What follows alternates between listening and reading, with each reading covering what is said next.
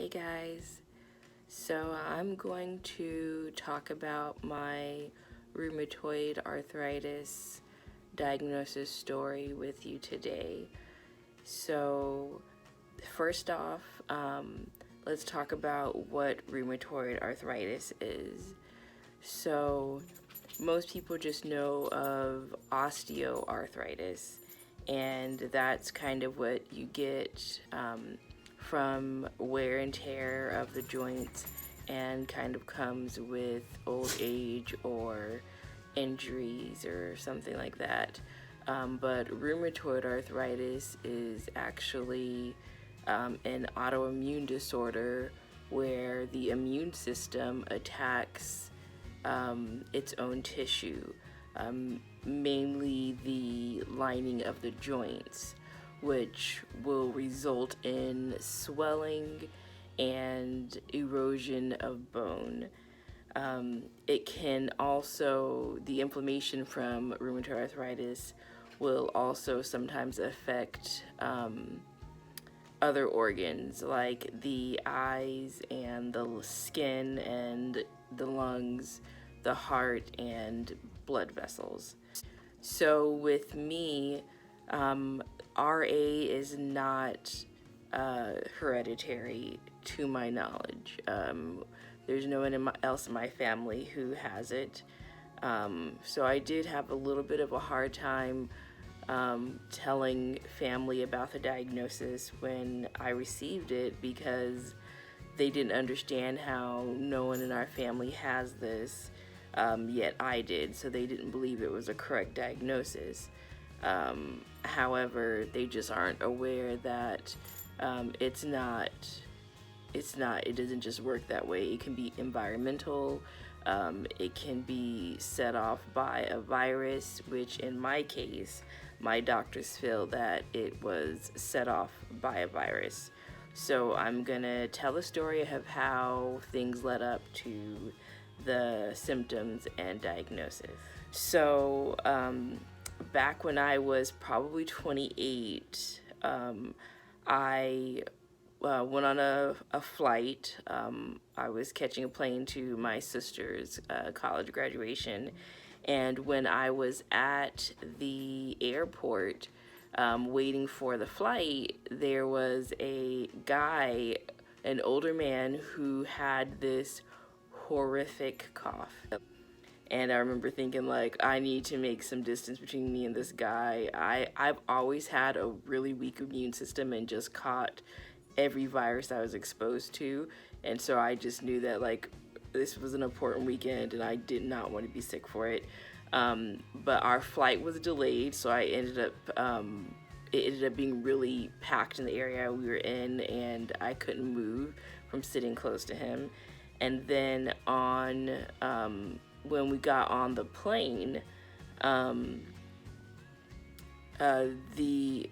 guess there was some kind of storm that was happening. I don't remember if it was in the location that I was going to or just somewhere in the area. And when we were on the plane, and when the plane arrived to our destination, there were so many planes that were behind that we had to taxi in the air for quite a while, because there was no place for the plane to land. But then we started getting low on fuel, so they had to land. And when we landed, and then we taxied for a little bit on the ground. But then they had to eventually just stop and turn off most of the plane because the fuel was getting so low.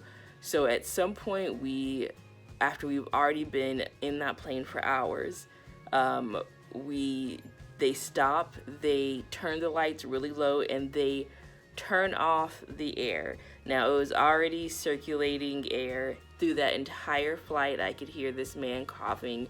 A lot of people were making eyes at each other, like concerned about the sound of this man's cough and all of us being on the plane together. But when they stopped the air, and it became so hot on that flight, the air became so stagnant. There were some people who were fainting. It was a really bad experience, and that the guy's cough was just getting worse and worse. We were probably stuck sitting there on the plane with no circulating air, with no anything, just in extreme heat, with this sick person, for an hour.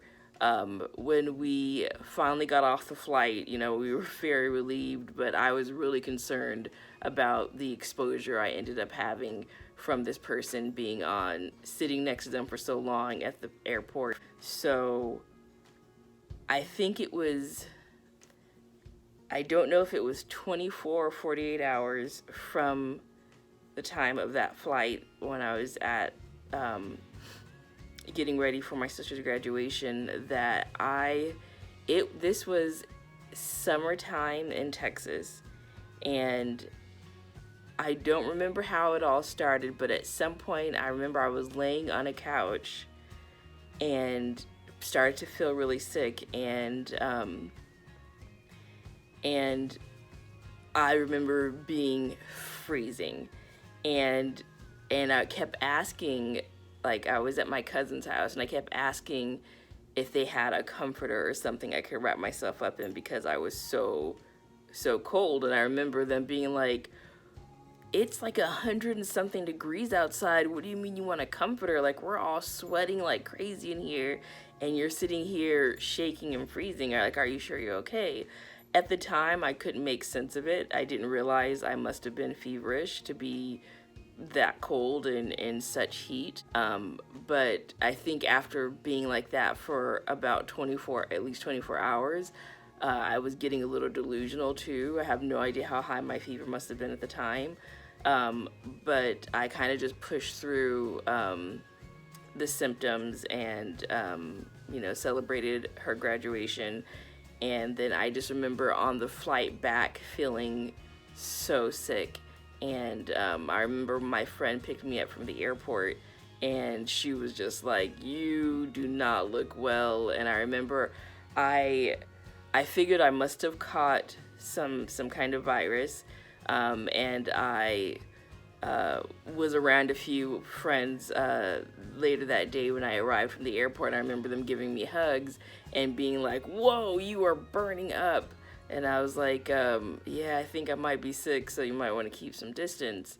Well, I had a fever for quite a few days, and then it seemed to clear up, and I thought I was okay. But then it was probably like a week or two later, I developed this really severe cough, and I had other symptoms with the cough, like throat issues and body aches and like cold-like symptoms. So I figured I caught the flu or something like that. Even though I get the flu shot every year, but it doesn't always work. And then after having that cough, I still just thought it was a bad cold or flu, because when I get a cold and it just lasts for a long time, and so does like a cough lasts for a long time. But I probably had that cough for about 3 weeks, and it wasn't getting any better. It actually started getting worse, and eventually one day I was in my room coughing so hard I started projectile vomiting with the cough. And all I remember after that happened like a good 3 to 5 times, and I had no control over it. Like, I couldn't stop it from happening. I got a little concerned because I knew that coughing and vomiting together was like bad symptom. And so I went ahead and I was home alone at the time, but then I started getting really worried because that was happening. So I kind of just grabbed a bucket and got myself in the car and drove myself to urgent care. And while I was at urgent care, I was diagnosed with pertussis, or whooping cough. And they were letting me know that I was pretty far into it already.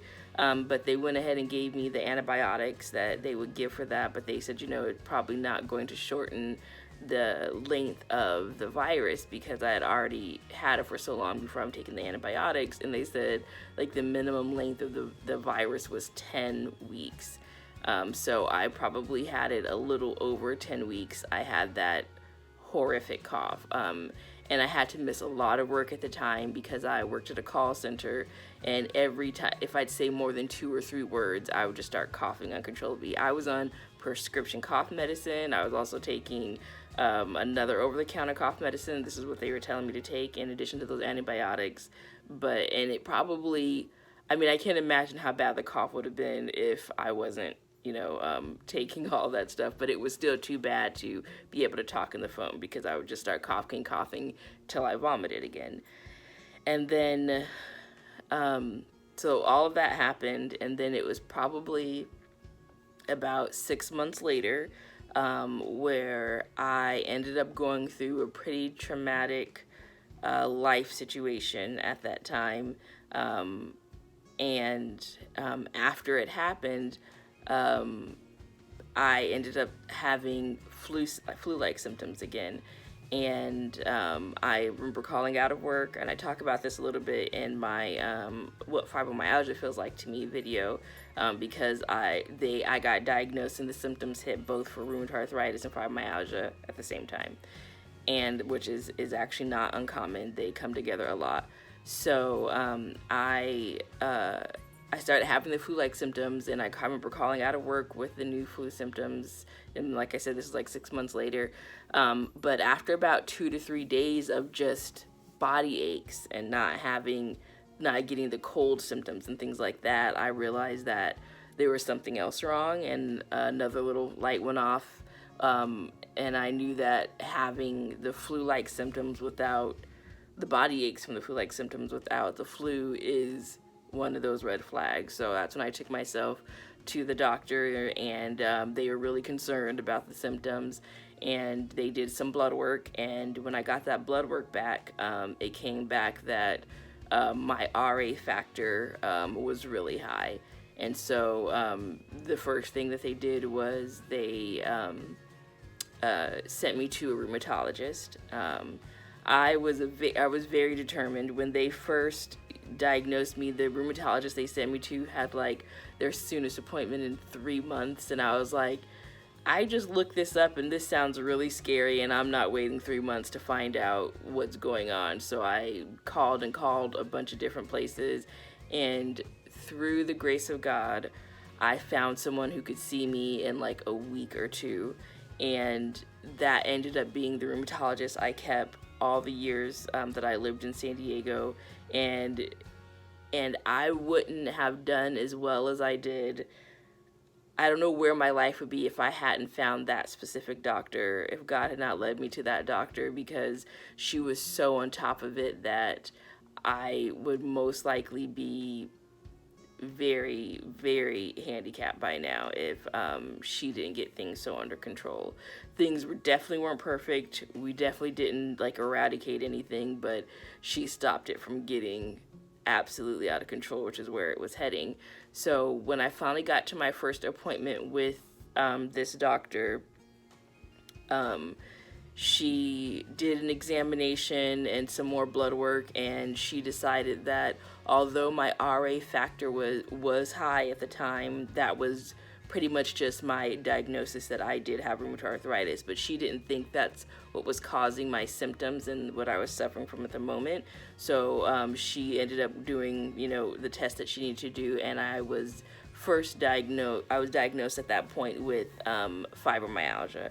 So she wanted to start treating the fibromyalgia first because she knew that's what I was suffering from at the time, from the symptoms I was having, and then her doing an exam of my joints and some x-rays. It didn't look like the RA was actually very active at that time.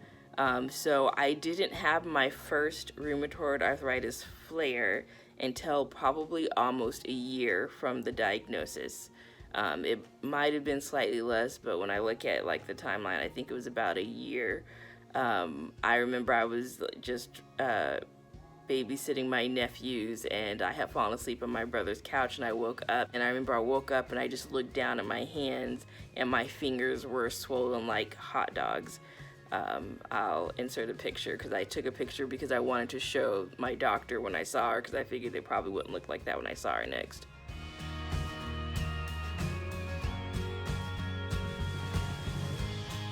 So as soon as I went and had my next appointment with her, and I think at that point I was seeing her like every 2 months or something like that.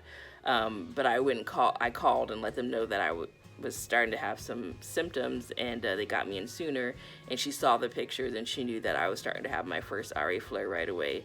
So I know at first, before, the first thing we did was we tried certain pill medications that you usually have to try going through first before your insurance will approve some of the more serious medications. I can't remember what the first few medications were that I took, but I do know that eventually we started methotrexate.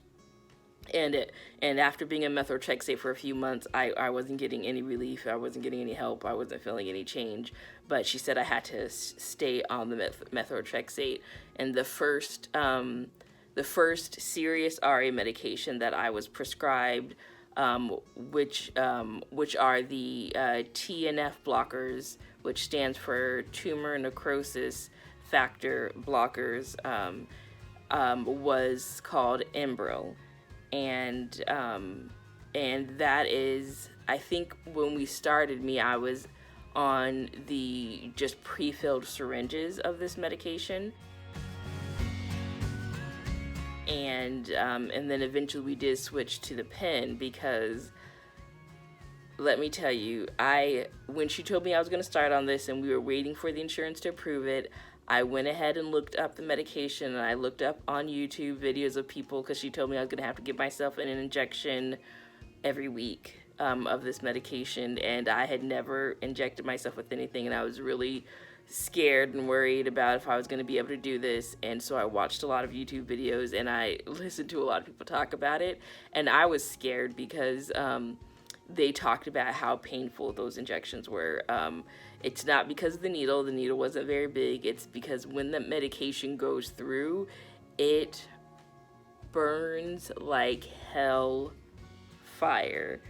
And I watched people do the medication and react to it, and like, their videos weren't to try to scare anybody. They just wanted you to prepare yourself, because just imagine if nobody tells you it's going to hurt like that and you just get the medication, you would jump up and scream and start kicking if you felt that burning. You would think something was going horribly wrong.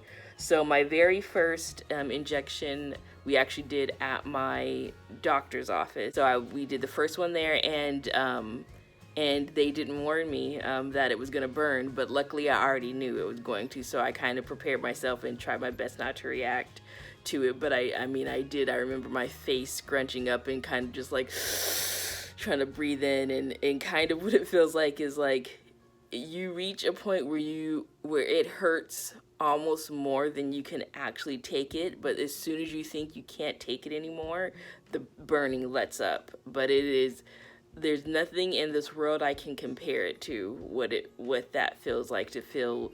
It feels like acid burning through your skin. It is such an intense pain, but it's a short pain. But the thing that's so strange about it, it's a gradual thing. It starts out like you feel the burning pain, and then it reaches this really high peak, and then right when you think like, I have to like take this away from myself, it's too painful, it subsides. And so eventually I did build up a tolerance to not reacting to it. It never stopped burning. That it burned like that every time, but I got very used to the burn. But at first I was doing just pre-filled syringes where you're plunging it yourself, and I had to call my doctor quickly after like the first 2 or 3 injections to tell her like, I can't do that. It's like this mind over matter thing. I couldn't purposely cause myself that kind of pain. I needed the auto injector pen, where it was just a matter of me holding my hand still while it injected it, because then, I couldn't stop it. I had no control over it. But to actually take your own fingers and press that through, even though it's burning so bad, I would just stop pressing. It was like your self-preservation just tells your hand to stop. So those auto injector like the pens are really necessary for those kind of medications, because it's really hard to get yourself to keep pushing when it burns like that.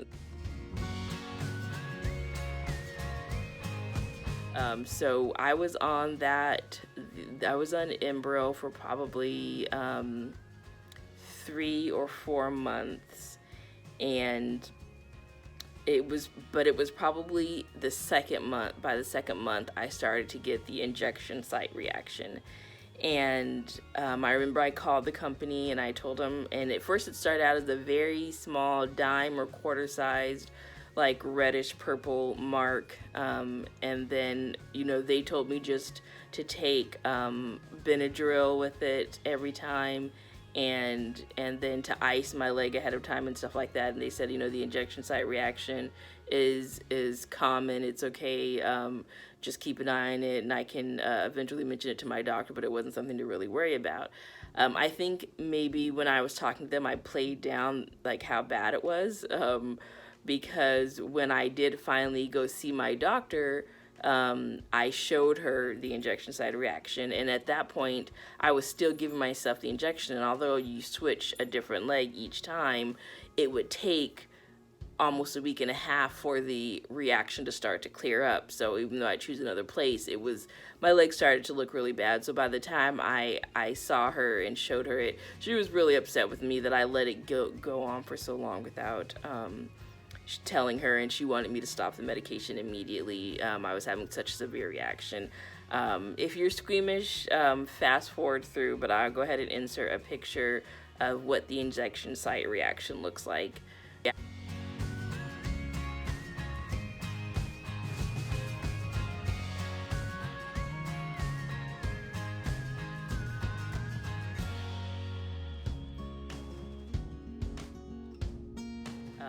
And so after I had that reaction to Enbrel, she decided that I couldn't take that group of TNF blockers. So I guess some of them derive from animal DNA, and some derive from something closer to more humanized DNA. And things like Enbrel and Humira and a few other ones are the ones that are from animal DNA. And she said I couldn't take Humira or anything else like that because I would have the exact same reaction. So after we did Enbrel, we switched to Orencia. And I wasn't on Orencia long enough to find out if I was going to get the injection site reaction, because after the first two injections, first two doses of that, I had it on both doses. I had this reaction. I had such severe night sweats. No matter what time of day I took it, that night I would have such severe night sweats that I would wake up in literally a pool of sweat. Just my bedding was soaked, my clothes were soaked, my hair was soaked, and with those night sweats came like horrible, like flu-like symptom, body aches and pains, and it would last all the way through the next day. So even if I got up to go to work the next day, I would feel like that, where like just the air conditioning or air touching my skin was so painful. So we had to stop that. We didn't even get a chance to see if it was going to work or help with the other symptoms or anything, because that was too much. And then after the Orencia, we moved to Symphony. And with Symphony, that one is a larger dose, and it's only given once a month. So with Symphony, it did help. That was the first time I started. Actually, no. So Enbrel itself made me it worked wonderful before I started having the injection site reaction. It was keeping all the symptoms at bay. I was doing great, which is why I played down the injection site reaction, because I was doing so great on it. I didn't want to stop it. And then so after I had to stop it, I was definitely symptomatic for quite a while as we were, getting new medications approved and trying new medications. So then by the time I got to Symphony, it took a few injections, but it did start helping. It would start working. But it would only work for about 2 weeks.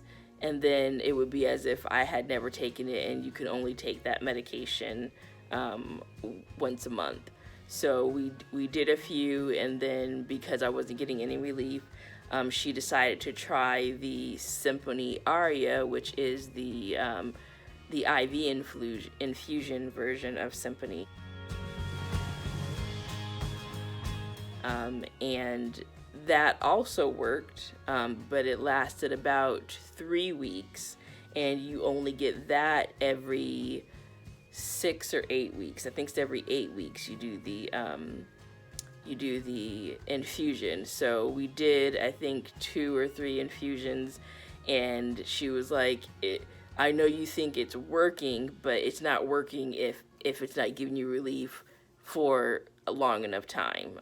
Since you can't take it any more frequently than what you take it, we needed to try another option. So the last and final one that we went to, which we were starting to run out of options, I think there's only probably 2 other ones besides what we end up trying, which we moved to Cymsia. And I think there's only 2 other ones besides Cymsia, so she was getting a little concerned because she was like, if this doesn't work, we're starting to run out of options. But with Cymsia, I started to get relief, I think, in the first month of taking it. Cymsia is only every 2 weeks. You take 1 injection every 2 weeks, and it started working really well. It's a very expensive medication. I think it's one of the most expensive out of all of them, or might be the most expensive out of all of them. But of course, the insurance would only approve it if you were, running out of options. And since I had my reactions and I had already tried everything else, they were able to approve it. And so that one did end up really helping. After being on Cymsia for about a year, I realized that although I wasn't feeling such severe joint pain all the time, I was still in pain all the time, and we didn't understand what was going on with that. Being on Cymsia ended up making me no longer test positive for rheumatoid arthritis, so it was starting to put the active part of the rheumatoid arthritis in remission. However, I was still in a lot of pain and having a lot of health issues. And so we didn't understand why that was. So we definitely were, reached a point where we were no longer in danger of having joint damage, but I was still having some issues with my eyes and my skin. I started getting these every time I would feel like a little bit of a flare, I would get these rashes on my hands.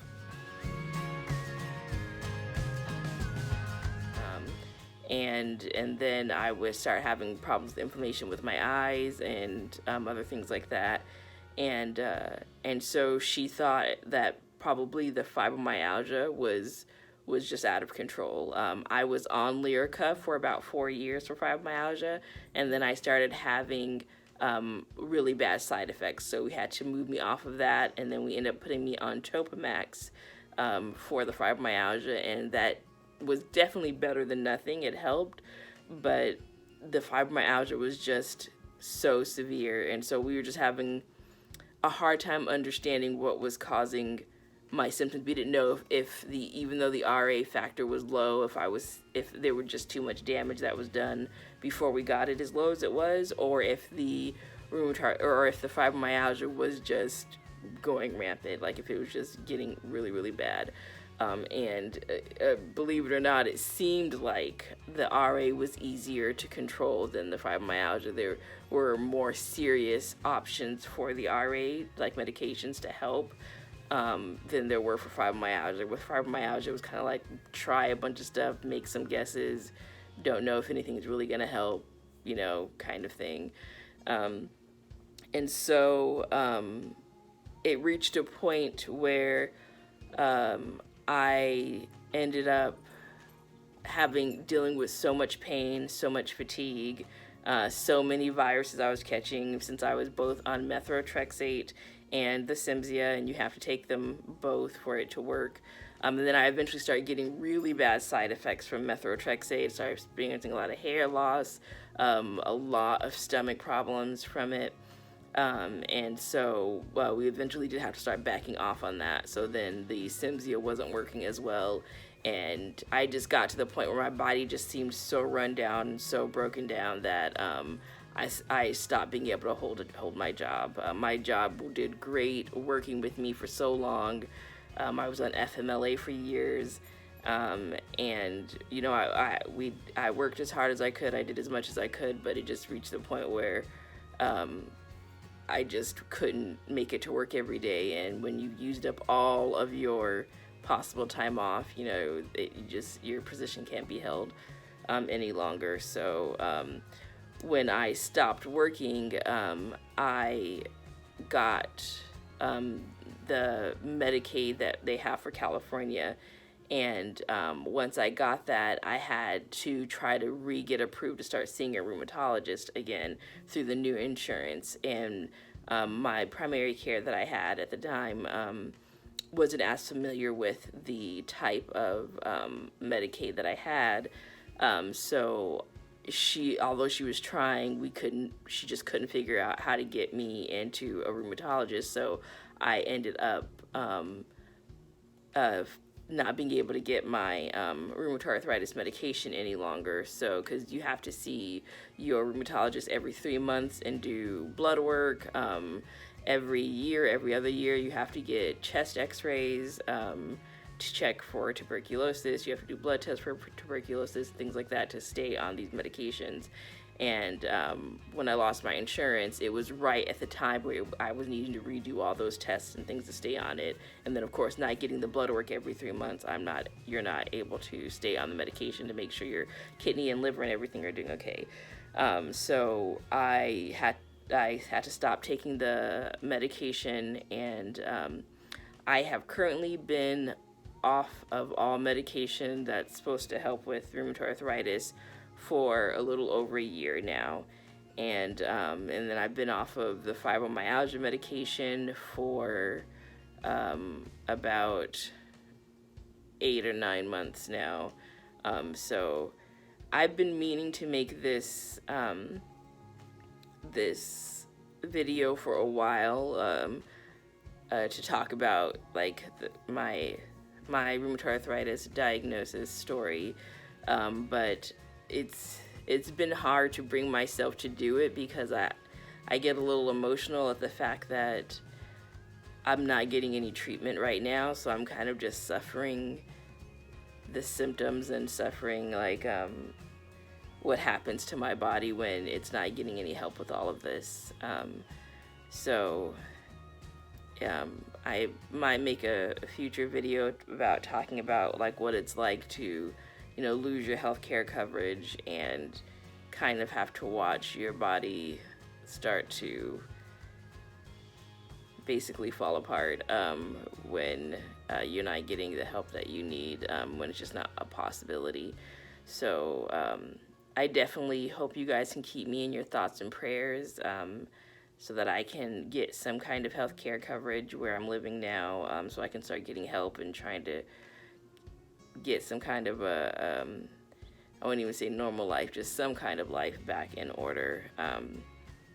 But if you have any questions about the treatments that I received, or the diagnosis, or different types of doctors that other doctors that I ended up going to over time, and some of the side effects of the medications and things like that, go ahead and leave a comment below. If you liked this video, please like and subscribe. And I'm really hoping and praying I can find the strength and energy to make videos more frequently so that I can share my experience with you guys and get any input or advice. I would love to hear from you guys about your experiences and dealing with chronic illness. And if you have a service dog, I'd love to hear about what that's been like for you. And I hope you guys all have a good day. All right. Bye.